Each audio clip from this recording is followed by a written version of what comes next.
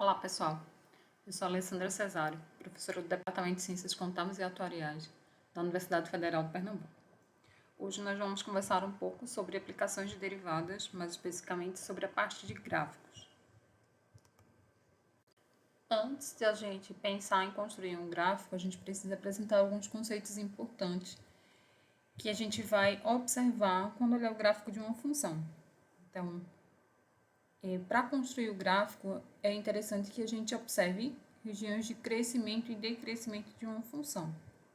Então, a gente pode definir que uma função ela é crescente dentro de um intervalo, de A até B, se para quaisquer dois valores de x, x1 e x2, que estão dentro desse intervalo, A, B, a gente sempre observa que o f de x2 é maior do que o f de x1, sempre que o x2 for maior que o x1. Já a gente vai definir uma função como sendo decrescente dentro do intervalo de interesse, AB, se para quaisquer dois números, x1 e x2, pertencentes ao intervalo, a gente tem que f de x1 é maior do que f de x2, sempre que x1 é maior que x2. Então, resumidamente, o que acontece é que a função pode ter esse aspecto aqui. Se eu pensar aqui como sendo um x1 e aqui como sendo um x2, e aqui seriam os respectivos valores do f de x1 e aqui o f de x2. Então, o que está acontecendo é, à medida que eu pego valores de x maiores, o valor correspondente da função também vai ser maior. Isso seria uma função crescente. Já para uma função decrescente, ocorre o contrário. Então, à medida que eu estou aumentando os valores do x, os valores que a função está assumindo são menores. Aqui seria o f de x1 e aqui o f de x2.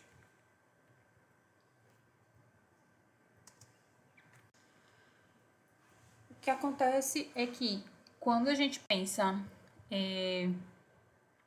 em construção de gráficos, a gente vai utilizar a ferramenta importante, que é a ferramenta de derivada. O que a derivada vai trazer de informação para a gente? Ela vai poder nos informar sobre regiões que minha função assume o comportamento de crescimento e regiões em que minha função assume o comportamento de decrescimento. Então, suponha que a sua função f seja contínua dentro do intervalo e derivável dentro desse intervalo. Ela é contínua dentro do intervalo fechado e é derivável dentro do intervalo aberto. O que acontece é, se f' de x é maior do que zero no intervalo, então a função f ela é crescente neste intervalo. Se a primeira derivada é menor do que zero em um dado intervalo, então a função f é decrescente neste mesmo intervalo. Então, primeira derivada positiva, a função dentro desse intervalo é crescente. Se a primeira derivada é negativa, a função ela vai ser decrescente. Então, f' positivo vai implicar que f é crescente. Se f' é negativo, isso implica que f é decrescente. Uma definição importante quando a gente está estudando o gráfico é a definição de número crítico. O número crítico é um número que pertence ao domínio da minha função, que tem a característica que f' nesse ponto crítico é igual a zero, ou f' nesse ponto não está definida, ela não existe. Então, é preciso chamar a atenção aqui para que o número crítico necessariamente ele pertence ao domínio da função. Então, você vai olhar dentre aqueles números que estão no domínio da sua função, aqueles que têm a característica de primeira derivada ser igual a zero nele,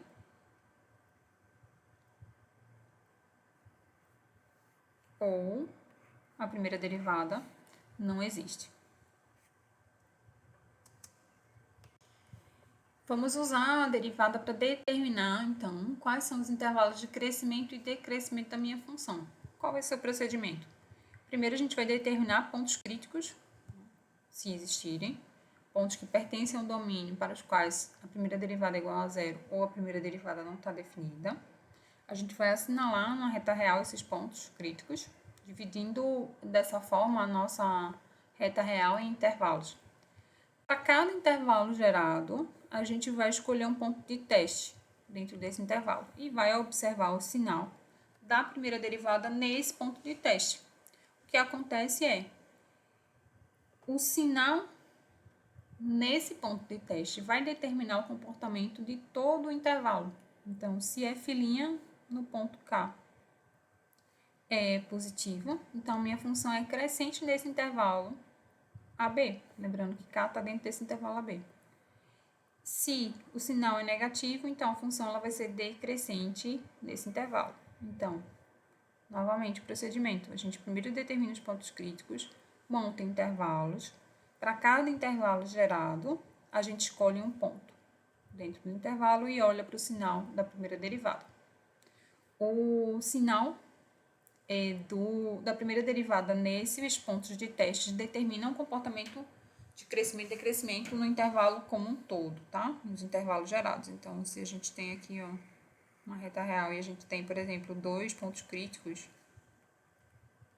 isso vai gerar esse primeiro intervalo, antes de C1, um outro intervalo entre C1 e C2 e um terceiro intervalo entre C2 e mais infinito. Então, para cada um desses intervalos, a gente vai escolher um ponto de teste e fazer a observação do sinal para poder determinar se a função é crescente ou decrescente em cada um desses intervalos. Outra observação que a gente vai fazer quando estiver construindo o gráfico e também para outras aplicações é a ideia de extremos, de valores ótimos, né, de máximos e mínimos da função. Então, dizemos que uma função f possui um máximo relativo num ponto C qualquer, se f de C for maior ou igual a f de x para todos os valores de x em um dado intervalo que contenham o número C. Então, se eu consigo achar o maior valor possível dentro do intervalo, ali é meu ponto de máximo local. Se uma função possui um mínimo relativo, ou local, no ponto x igual a c, então f de c vai ser sempre menor ou igual a f de x para todos os valores de x num dado intervalo, que contém esse ponto c. Os máximos e mínimos relativos de uma função f são chamados os seus pontos extremos, são os extremos relativos.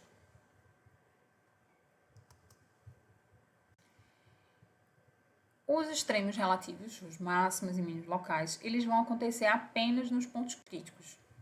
Então, todo máximo e mínimo ocorre em um ponto crítico. Porém, nem todo ponto crítico vai gerar um extremo relativo. Isso é bem importante a gente atentar. Então, de posse dos pontos críticos, a gente pode ter candidatos a serem máximos e mínimos locais. Agora, se a gente conhece quem são os máximos e mínimos locais, obrigatoriamente ali a gente tem um ponto crítico. Então, para que a gente possa avaliar se os pontos críticos eles são extremos relativos, se eles são máximos locais ou mínimos locais, a gente tem o teste da primeira derivada. Então, como é que funciona esse teste? Suponha que C seja o número crítico de uma função contínua f. Se o sinal da primeira derivada mudar de positivo para negativo em C, então a função f tem máximo local em C.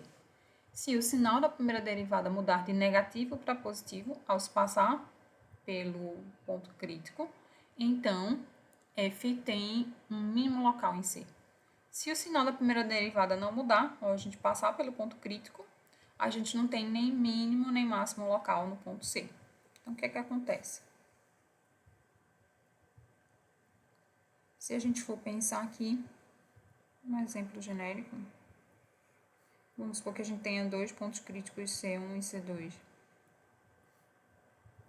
E a gente tem a informação, já tenha feito a escolha de pontos de teste em cada um desses intervalos e tenha observado o sinal deles. Então, vamos supor que aqui no primeiro intervalo a gente tenha encontrado um sinal negativo para a primeira derivada. Se a gente encontrou um sinal negativo para a primeira derivada, isso vai nos dizer que a função ela é decrescente nessa região. Se entre C1 e C2, né? Lembrando que aqui, ó, C1 e C2 como sendo pontos críticos, se entre eles o sinal da primeira derivada passou a ser positivo, o que vai acontecer é, nessa região, a minha função f ela é crescente. Então, observe que a minha primeira derivada está mudando de sinal negativo para positivo, por isso a gente vai ter um mínimo local, segundo essa definição aqui do teste da primeira derivada. Isso, quando a gente esboça esse diagrama, a gente percebe que faz sentido. Minha função vem decrescendo e em algum momento aqui ela vai passar a ser crescente. Então, ali eu tenho um mínimo local. Então, aqui C1 seria um mínimo local.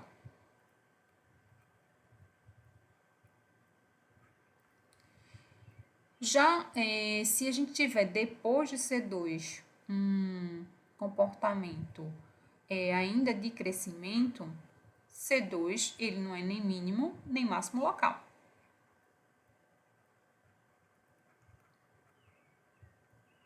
Não é mínimo nem máximo local. Então, a função ela pode ter somente um mínimo local, ela pode ter somente um máximo local, ela pode ter 2 mínimos locais, ela pode ter 2 máximos locais, ela pode ter qualquer configuração. Pode, inclusive, ter funções que não têm nem mínimos nem máximos locais, nenhum mínimo local, nenhum máximo local. Tá? Então, o que é importante aqui é que a gente observe essa mudança do sinal da primeira derivada, para que a gente possa caracterizar aquele ponto crítico como sendo máximo ou mínimo local. Outra informação importante que a gente utiliza para estudar e desenhar gráficos é a questão da concavidade. Como que a gente define concavidade? Se o gráfico da função f estiver acima de todas as tangentes pertencentes ao intervalo AB, então ele é dito côncavo para cima. Se o gráfico estiver abaixo de todas as tangentes dentro de um determinado intervalo, ele é dito côncavo para baixo. Então, graficamente, o que acontece é isso aqui. A gente tem o gráfico todo formando esse desenho, esse formato aqui de como uma mão estendida para cima, formando uma concha. Já quando a gente tem um gráfico com a concavidade para baixo, a configuração que a gente vai ter vai ser essa aqui. Por definição, o que está acontecendo é, quando eu tenho essa concavidade para cima, todas as retas tangentes, elas estão aqui, ó, abaixo do meu gráfico. Ou, no sentido contrário, a curva ela vai estar acima de todas as retas tangentes. Já quando a gente tem um gráfico que tem a concavidade para baixo, todas as retas tangentes estão acima do gráfico, ou o gráfico está abaixo das retas tangentes. Aqui também, ó, observando, quando a gente observa com as mãos como é que ficaria, né, essa intuição do que é uma concavidade para cima ou o que é uma concavidade para baixo, tá? Esse gráfico essa figura é do livro do Hoffman também. Como é que eu faço, então, para testar e poder afirmar qual é a concavidade que eu tenho ali no meu gráfico, tá? Eu vou fazer um teste envolvendo a segunda derivada. Então, se a segunda derivada é maior do que zero, para todo x pertencente a um determinado intervalo, então o gráfico é côncavo para cima dentro desse intervalo. Se a segunda derivada é negativa, então o gráfico ele é côncavo para baixo. Como é que a gente vai fazer para observar se o gráfico ele é côncavo para cima ou para baixo dentro desse intervalo?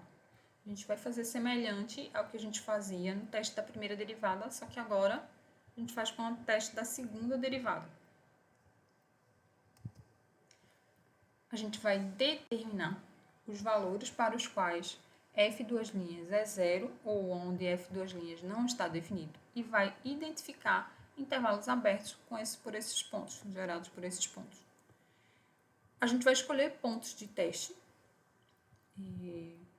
para cada um desses intervalos gerados e vai observar o sinal da segunda derivada nesses pontos de teste. Então, se f2' no ponto K for maior do que zero, a função é côncava para cima no intervalo. Se for negativo, a função é côncava para baixo. Então, novamente, a gente vai observar alguns pontos aqui Não necessariamente esses pontos são os pontos críticos, são outros pontos, tá? Vou chamar W1, W2, por exemplo, tá? E vou escolher aqui pontos de testes. Vou olhar F2 linhas de K1, onde esse K1 é um ponto que está dentro desse intervalo, de menos infinito até W1. Vou observar se a segunda derivada em K1 é maior do que zero. O que acontece é que dentro desse intervalo todo, antes de W1, a minha função ela é côncava para cima. Já que se eu escolher aqui um F2 linhas de um ponto teste K2 e for negativo, nesse intervalo, tá, entre W1 e W2, a minha função passa a ser côncava para baixo.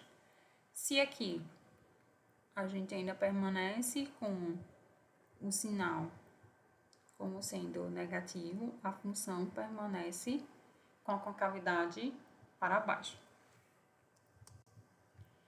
Com isso, a gente tem um outro ponto a se destacar importante para a construção do gráfico, que é o ponto de inflexão. O ponto de inflexão, ele é um ponto que pertence ao domínio da minha curva, mas apresenta a característica de que a segunda derivada nele é zero ou a segunda derivada nele não existe. Então, pontos que apresentam essa característica são pontos de inflexão. Lembrando que o ponto C, nesse caso aqui, tem que ser um ponto pertencente ao domínio. Esse ponto de inflexão, graficamente, ele vai nos ajudar a perceber pontos onde há uma inversão de concavidade também. O teste da segunda derivada, para que a gente possa determinar máximos e mínimos locais, é um teste alternativo ao teste da primeira derivada. Então, a gente pode tanto avaliar se a gente tem pontos de máximo ou de mínimos usando a primeira derivada, que é equivalente também a gente olhar crescimento e decrescimento, quanto a questão do teste da segunda derivada. O que é que acontece?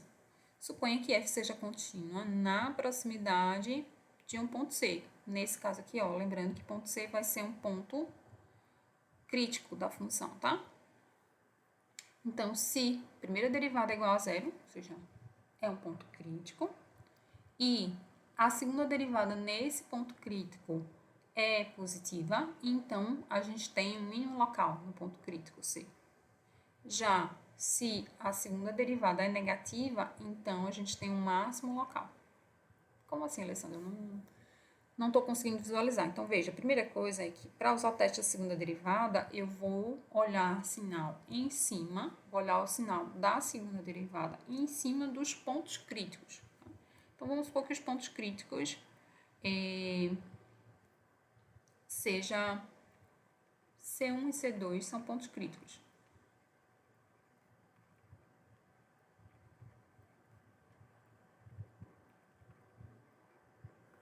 Se eu olho que o F duas linhas de C1 ele é maior do que zero, eu vou dizer que ele é mínimo local, por quê, tá? Então, observe, se eu estou olhando que a segunda derivada é negativa, então tem lá um ponto qualquer, e eu estou vendo aqui C1, que é um ponto crítico. Ele é um ponto da minha reta real, tá? E ele é ponto crítico. E eu estou observando que nele a segunda derivada é positiva. Se ela é positiva, o que foi que a gente acabou de observar com relação à concavidade? A concavidade é para cima ou para baixo? Para baixo. Então, o que acontece? Nessa região, a concavidade é para baixo. Perdão. Segunda derivada positiva, a concavidade para cima. Então, se a concavidade é para cima e esse ponto crítico está por aqui, então, graficamente, o que a gente espera? Que aqui vai ser um ponto de mínimo. C1 é mínimo local. Já se eu tenho F duas linhas em C2, por exemplo, como sendo negativo, o que acontece? Se eu pensar na reta real, marcar o C2 aqui, olhar para a concavidade nessa região, vou observar que nessa região a concavidade está para baixo. Se está para baixo, a gente espera que esse ponto crítico aqui seja um ponto de máximo. C2, máximo local.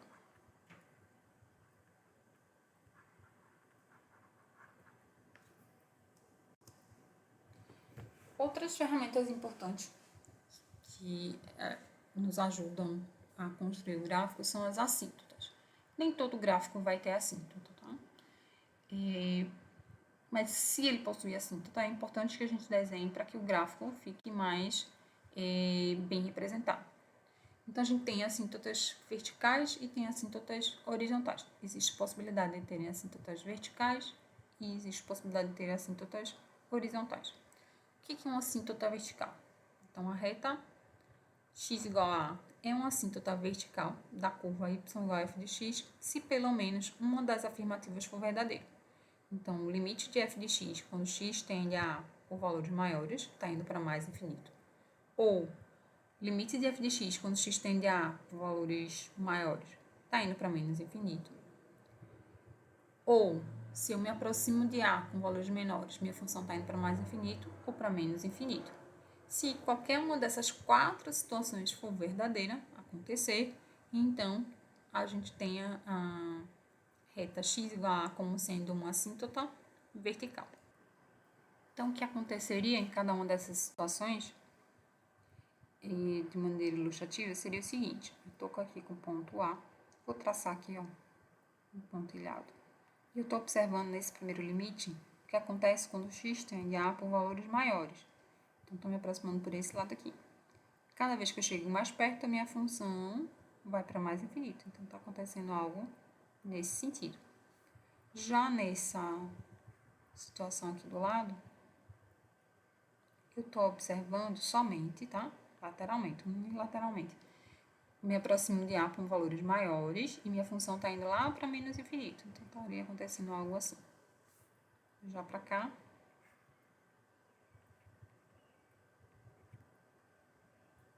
Estou me aproximando agora com valores menores e minha função está indo para mais infinito. Então, estaria acontecendo isso. E aqui, por fim, pontilhado aqui, tá?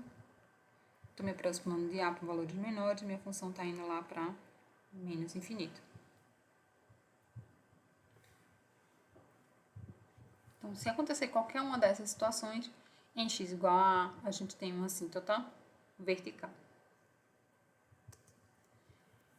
A assíntota horizontal, ela vai ser definida da seguinte forma. A reta y igual a L é chamada de assíntota horizontal da curva y igual a f de x se limite de f de x quando x tende a mais infinito é igual a L, ou se limite de f de x quando x tende a menos infinito é igual a L. Aqui é importante destacar que pode acontecer de a gente ter duas assíntotas diferentes. Quando eu faço cálculo de x tendendo a mais infinito, a função, por exemplo, pode estar indo para L1 e o outro limite está indo para L2. Então, eu teria duas assíntotas vertical, tá? Duas assíntotas verticais. Pode acontecer de só existir uma das assíntotas, ou pode acontecer de não existir nenhuma das assíntotas. Então, essa ferramenta, ela fala informações sobre longo prazo, quando o valor de x é muito, muito grande ou muito, muito pequeno. O sentido dele no gráfico, de fato, é a gente pensar nas extremidades. Não faz sentido a gente enxergar isso aqui com valores menores para x. Isso só vai acontecer, sua função ela vai convergindo para um determinado valor ali, quando o x é muito, muito grande, nesse caso, ou quando o x é muito, muito pequeno, nesse caso aqui. Então, o que vai acontecer? A gente vai estar olhando para valores bem, bem, bem próximos, né? Bem grande, né? E tá vendo a função se aproximar de determinado valor. Não precisa ser zero, tá? Pode acontecer, por exemplo, aqui está seu eixo do x e sua função se aproxima desse valor aqui. Ou pode estar se aproximando por aqui. Vai depender do formato da sua função. O que acontece lá nas extremidades, essa função tende a convergir para um determinado valor. Aqui a gente tem um resumo envolvendo os testes da primeira e da segunda derivada, ou os sinais, né, da primeira e da segunda derivada. O que, é que vai estar acontecendo quando a função é côncava para cima ou côncava para baixo, quando ele é crescente, quando ele é decrescente, tá? Para concluir, nós vamos observar essa função f de x igual a x ao cubo menos 3x quadrado menos 24x mais 32. E vamos querer como objetivo final esboçar o gráfico dessa função, usando as ferramentas de derivada do nosso conhecimento anterior de funções. Então, é colocado aqui um roteiro que normalmente a gente deve seguir para poder esboçar o gráfico da melhor forma. A gente deve encontrar qual o domínio, quais são os interceptos, quais são os intervalos nos quais a função é crescente ou decrescente, os pontos críticos, se existirem, quais são os seus extremos locais, com seus respectivos valores máximos e mínimos, se existirem, quais são os intervalos de concavidade, onde é que a função está côncava para cima, côncava para baixo, se existem pontos de inflexão, apontar se existem assíntotas horizontais e verticais e, por fim, desenhar o gráfico da função, fazer um esboço do gráfico da função. Iniciando pelo domínio da função, nós precisamos observar quais são aqueles valores de x que são possíveis a minha função assumir. Se a gente olhar novamente para a expressão da função, f de x igual a x ao cubo menos 3x quadrado menos 24x mais 32, percebemos que é uma função polinomial e não há restrição com relação ao valor que o x vai poder assumir. X pode ser positivo, negativo, inteiro, fracionário. Então, a gente vai especificar o domínio como sendo todos os x pertencentes aos reais.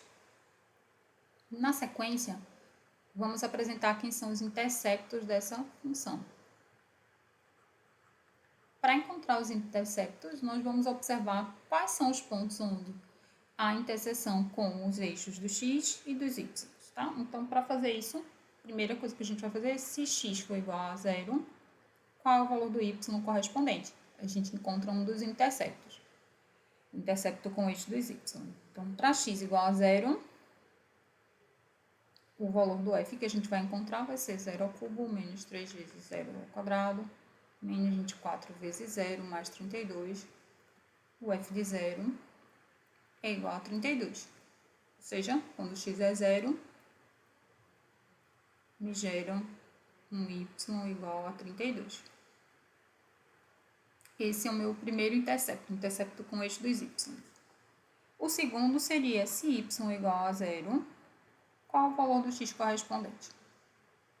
Então, para encontrar isso, a gente precisaria determinar quem são as raízes dessa função. O que acontece é, se eu faço 0 igual a x ao cubo menos 3x quadrado menos 24x mais 32, eu teria que resolver uma equação do terceiro grau, que não é uma equação simples de resolver. Então, esse intercepto a gente não vai determinar, porque ele levaria um dispêndio de esforço maior para a gente e não vai trazer tanta informação adicional na construção do nosso gráfico. Então, aqui, o x que a gente precisaria determinar, a gente vai omitir essa procura, essa busca, sinalizando que não é essencial.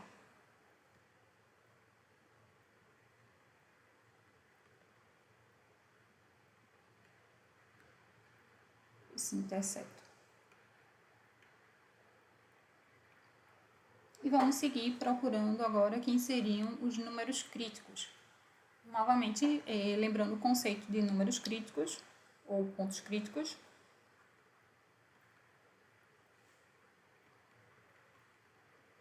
A gente precisaria determinar quais são os pontos onde a primeira derivada é igual a zero ou a primeira derivada não está definida. Então, aqui a gente vai fazer a busca de f' de x igual a zero ou f' de x não está definido.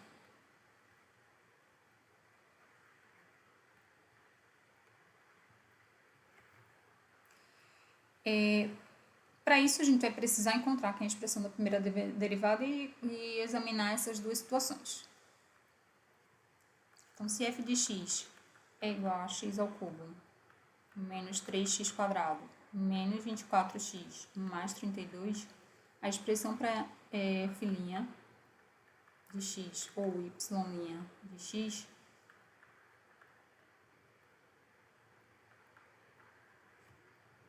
vai ser a derivada dessa expressão aí acima, que é uma função polinomial. Vamos usar somente regra de potência para derivar aqui. Então, aqui a derivada vai ficar 3x² menos 6x menos 24 mais 0.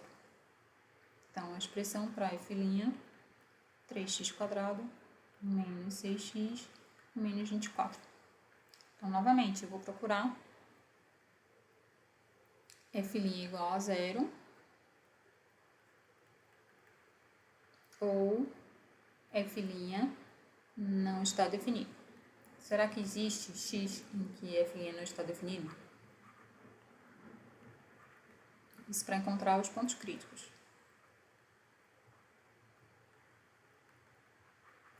A gente vai observar que a expressão da primeira derivada é uma equação do segundo grau. E não há nenhuma restrição com relação aos valores que x pode assumir aqui.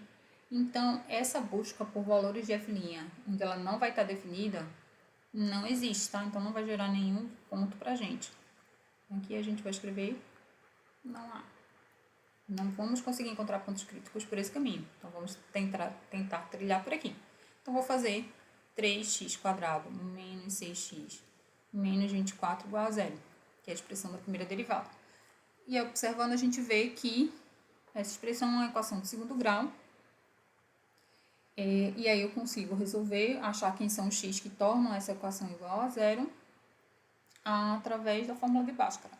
Então, aqui a gente vai fazer o cálculo do delta, que é b² menos 4 vezes a vezes c. Esse aqui seria meu a, esse aqui é meu b, e aqui é c. Então,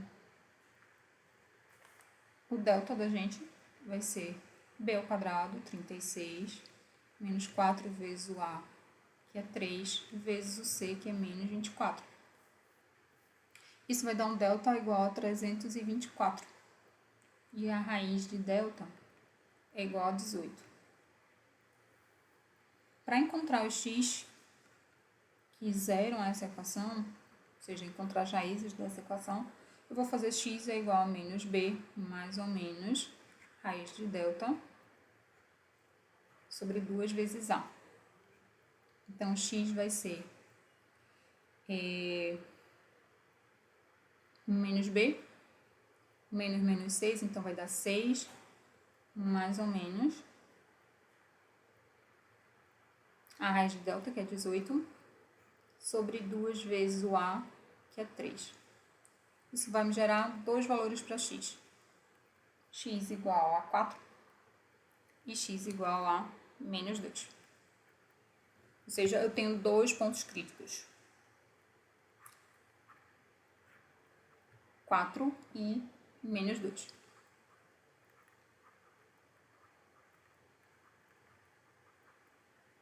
Com esses pontos críticos, a gente consegue determinar quais são as regiões de crescimento e decrescimento dessa função. Então,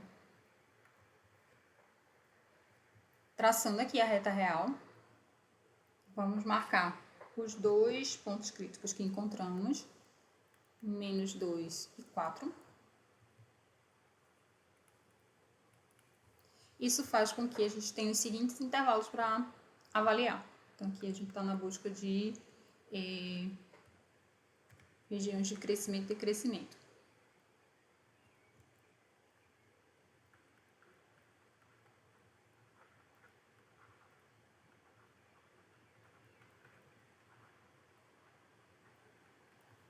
Os intervalos que a gente vai estudar é entre menos infinito até menos 2, outro intervalo entre menos 2 e 4, e outro intervalo de 4 em diante, ou seja, de 4 até mais infinito.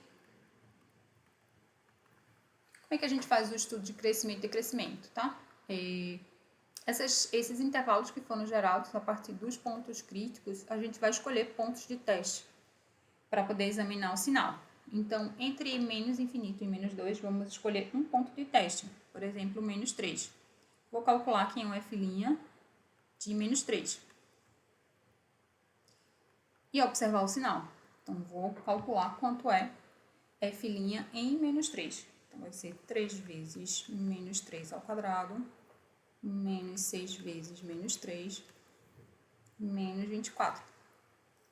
Quando a gente observa isso aqui, a gente não tem a necessidade de saber exatamente quanto vai valer isso numericamente, tá? A gente precisa saber o sinal disso aí, se isso vai ser um valor positivo ou se isso vai ser um valor negativo.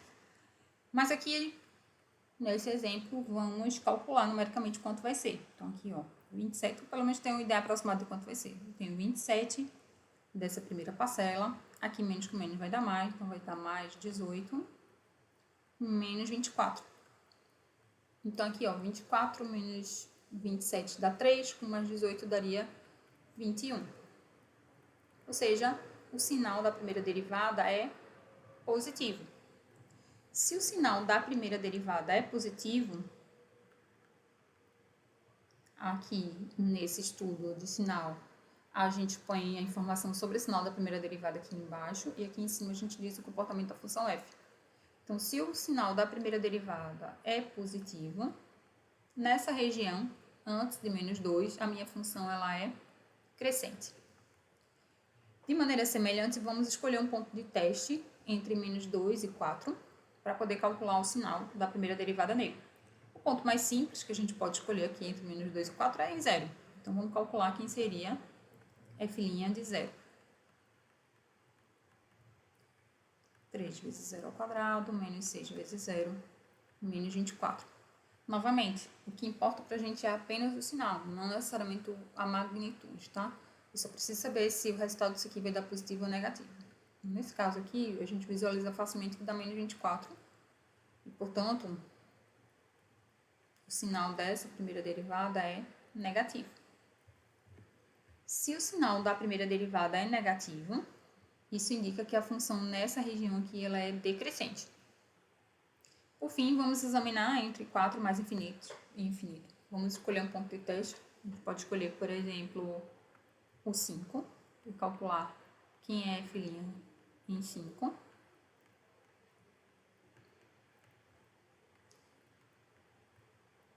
E a gente vai observar que nesse caso aqui,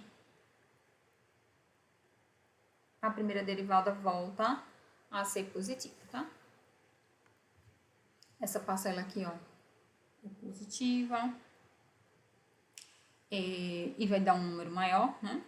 5 ao quadrado vezes 3. Essa parcela vai dar 75.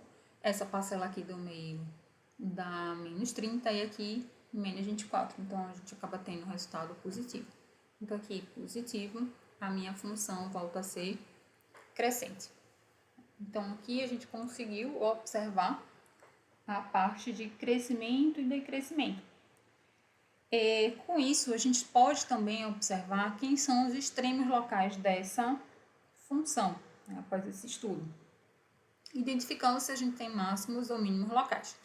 O que a gente pode observar aqui? Então, pelo teste da primeira derivada,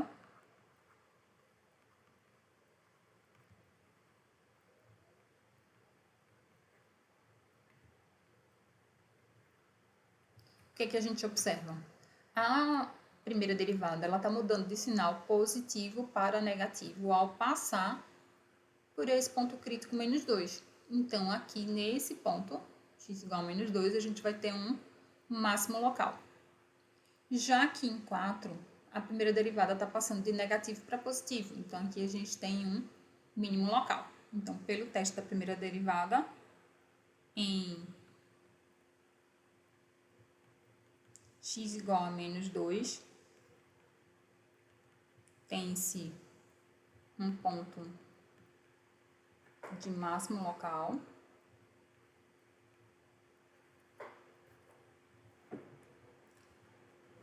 E em x igual a 4, tem-se um ponto de mínimo local. Qual vai ser o valor máximo e qual vai ser o valor mínimo? É só a gente calcular quanto vai ser o f, não é o f', tá? Agora é o valor da função original em menos 2 e quanto vai ser o f em 4, para a gente poder encontrar quem são os valores máximos e mínimos. Então, para encontrar quem é f de menos 2 e f de 2, isso seriam os valores máximos e mínimos. Então, a gente vai fazer a substituição na função original. Então, f de menos 2 seria menos 2 ao cubo, menos 3 vezes menos 2 ao quadrado, menos 24 vezes menos 2, mais 32. Isso vai dar 60. E o f de 4, de maneira semelhante, a gente faz a substituição na função original e a gente vai encontrar menos 48. Então, esse aqui é o valor máximo da função.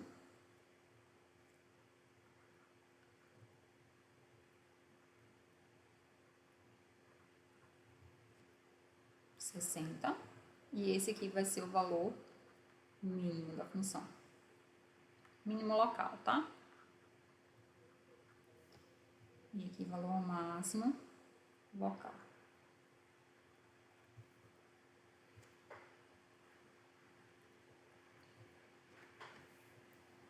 Continuando, a gente vai precisar observar agora a parte relativa à concavidade da função. Para fazer o estudo da concavidade, a gente precisa observar aqui a expressão da segunda derivada. Então, para estudo de concavidade, a gente vai precisar observar aqui em F duas linhas.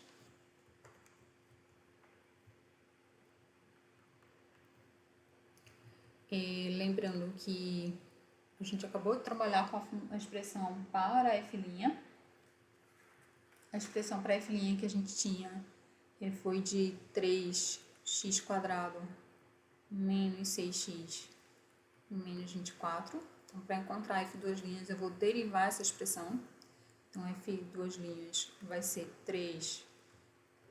Então, vamos derivar aqui. 3 vezes 10 expoente 2x. A derivada de menos 6x é menos 6. E a derivada de menos 24 é 0. Então, a expressão para F duas linhas vai ser 6x menos 6. Então, para achar os intervalos para estudo de concavidade, a gente vai fazer F duas linhas igual a 0 ou onde F duas linhas não está definido.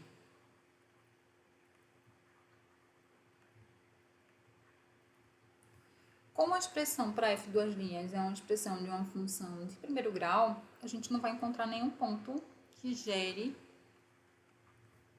divisão aqui nos meus intervalos. Então, a gente não tem nenhum candidato aqui para estudo.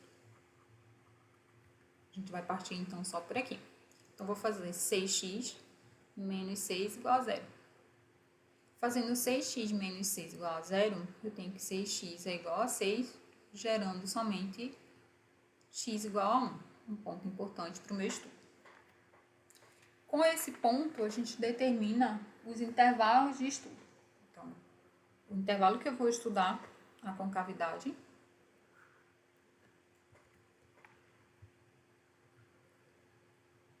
vai ser determinado apenas por esse ponto 1. Então, vou estudar antes de 1 e depois de 1. Vou observar como se comporta o sinal da segunda derivada. Isso vai me trazer informação como funciona a concavidade da minha função. Então, aqui vou olhar o intervalo entre menos infinito e 1 e vou olhar o intervalo entre 1 e mais infinito. Vou escolher um ponto de teste antes de 1 e um ponto de teste depois de 1. Então, antes de 1, eu posso, por exemplo, olhar em 0, F duas linhas de 0. Então, quando eu faço F duas linhas de zero, é só substituir zero nessa expressão para a segunda derivada e observar o sinal. Lembrando novamente, a gente não precisa saber exatamente quanto vale. Eu preciso observar qual é o sinal. Então, f duas linhas de zero, a gente vai encontrar que é igual a menos 6. Ou seja, é um número que é menor do que zero. Se é menor do que zero, negativo, isso vai fazer com que a concavidade da minha função nessa região seja voltada para baixo, côncava para baixo. Já no trecho após 1, eu posso escolher o ponto 2, por exemplo, e calcular o f de 2. Vou precisar saber apenas o sinal, tá? Mas substituindo aqui, é fácil de encontrar. Isso aqui vai ser igual a 6. Como é um número maior do que zero, é positivo. Isso vai fazer com que nessa região a minha função seja côncava para cima. Quando a gente conclui esse estudo, a gente pode apontar se essa função ela tem números em que ocorre mudança de concavidade e esse ponto seja um ponto pertencente ao domínio da nossa função, o que seriam pontos de inflexão. O ponto de inflexão é aquele que tem a característica de pertencer ao domínio da função e a segunda derivada nele é igual a zero ou não está definido. Nesse ponto, ocorre uma mudança de concavidade. Se ocorrer uma mudança de concavidade, ele vai ser um ponto de inflexão. Então, aqui a gente observa que x igual a 1 está no domínio, ocorre uma mudança de concavidade nele, então, x igual a 1 é ponto de inflexão. Então, ponto de inflexão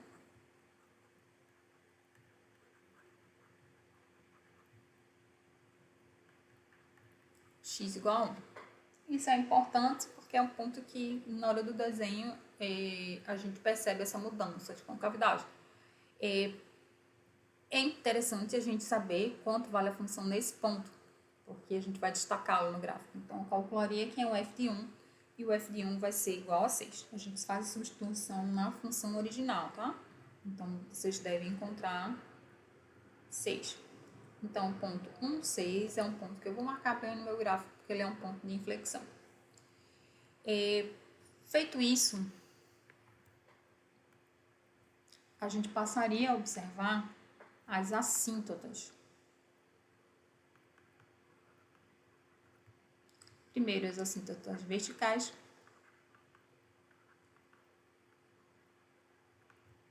Para observar as assíntotas verticais, eu teria que verificar se existe algum ponto ali do meu domínio em que eu teria problema, de maneira que, ao me aproximar dele, gerasse um limite divergente, tá? Então, nesse caso, como a gente tem o domínio igual a todos os reais, a gente não tem assíntotas verticais.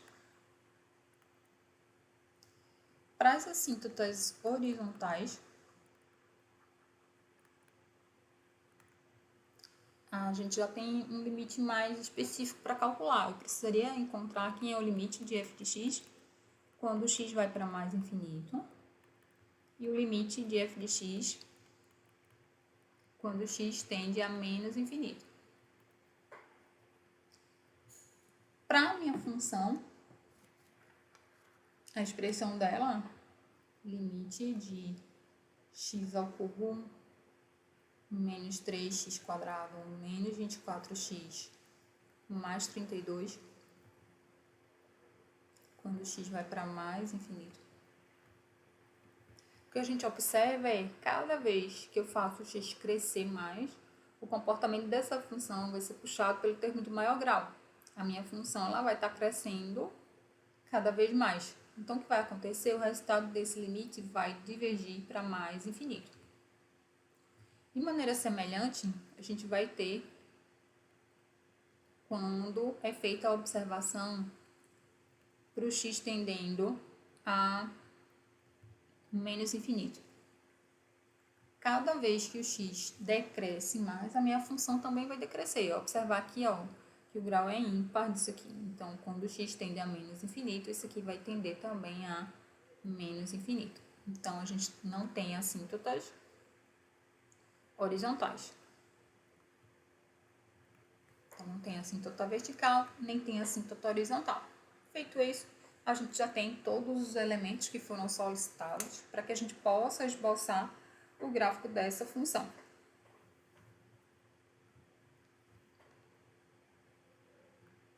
Então, vamos fazer o esboço do gráfico.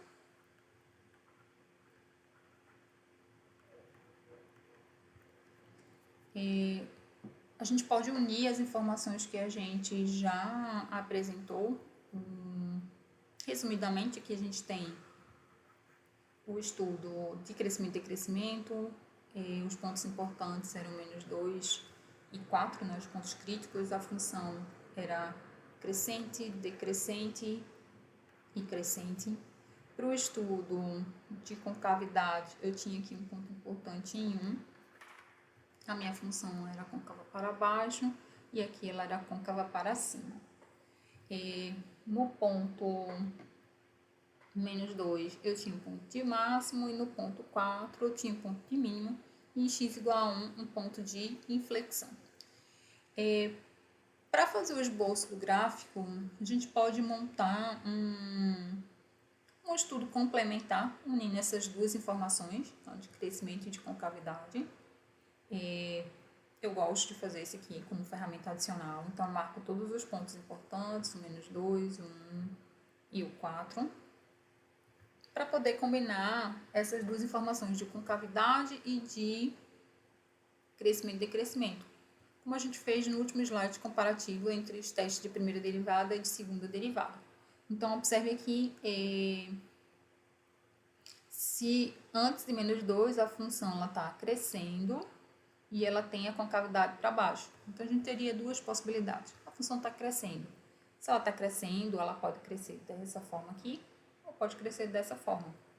Como ela está crescendo e com a concavidade para baixo, a gente vai ter esse comportamento aqui. Então, nesse trecho, ela vai estar crescendo com a concavidade para baixo. Depois de -2, a função agora ela passa a ser decrescente, porém a concavidade ainda é para baixo, então ela vai estar com esse comportamento aqui. Depois de 1, a minha função ela muda de concavidade, ela passa a ser para cima. E ela passa a ser para cima, porém nessa região ela é uma função ainda que está decrescendo. Então ela está decrescendo.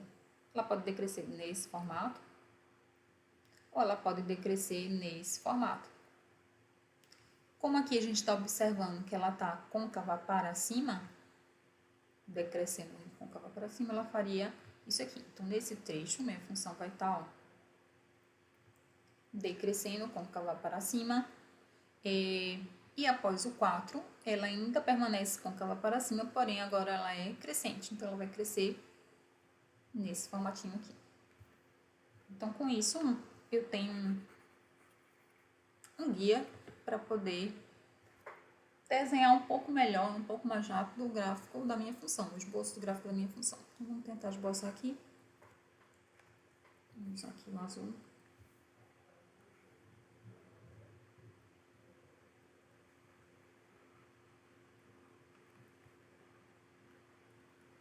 Pontos importantes que a gente vai precisar destacar no gráfico: o -2, o 1 e o 4, mais para cá. O -2, a gente viu que era o ponto de máximo, então vamos destacar ele aqui lá em cima, um valor bem alto, é 60. O esboço do gráfico talvez não fique tão bom por conta da escala, né? Aqui vale 60. Em 4 ela vale -48, então um pouco menor que isso.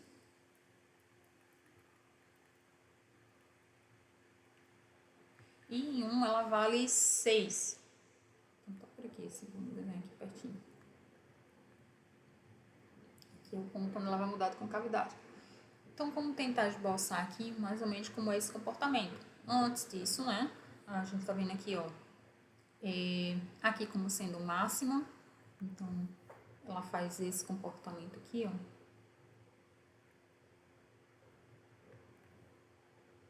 E aqui em 4 ela faz esse comportamento.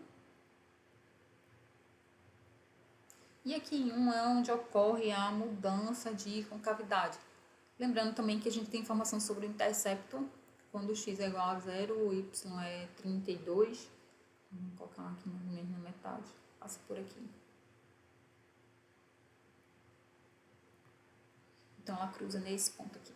Então, vamos tentar unir essas informações aqui todas. Aqui, ela vai passar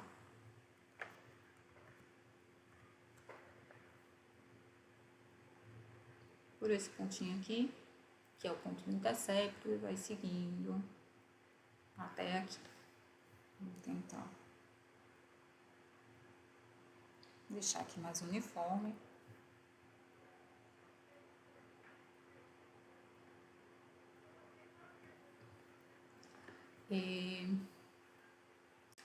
Aqui ela vai continuar decrescendo.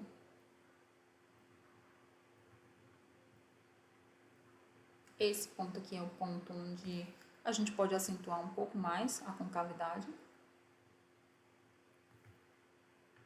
Essa mudança de concavidade, ela tá assim, não tão linear, né? A gente pode tentar acentuar aqui um pouco mais essa concavidade para baixo. E a mudança de fato ocorre somente aqui. Né? Então aqui ela vai e cresce, não há mudança mais de concavidade. O comportamento se mantém. Então aqui ela está decrescendo e ela vai continuar decrescendo para cá. E para cá ela vai continuar subindo e cortando aqui o eixo em algum outro momento. Então a gente vê que é uma função do terceiro grau, então ela tem 3 raízes. Uma está mais ou menos por aqui, antes menos 2, uma está aqui um pouco depois de 1 e outra está um pouco mais para frente, depois de x igual a 4. A gente não precisa determinar, mas a gente consegue ver mais ou menos como é o movimento da função. Então ela vai, cresce até chegar aqui o maior valor, o máximo local, vai decrescendo, cruza aqui o eixo, chegou aqui, ela inverte a concavidade, chega no ponto mínimo e passa a crescer. Então, é isso, a gente vai concluindo por aqui esse esboço do gráfico da função. A gente se encontra numa próxima oportunidade. Um forte abraço e até lá!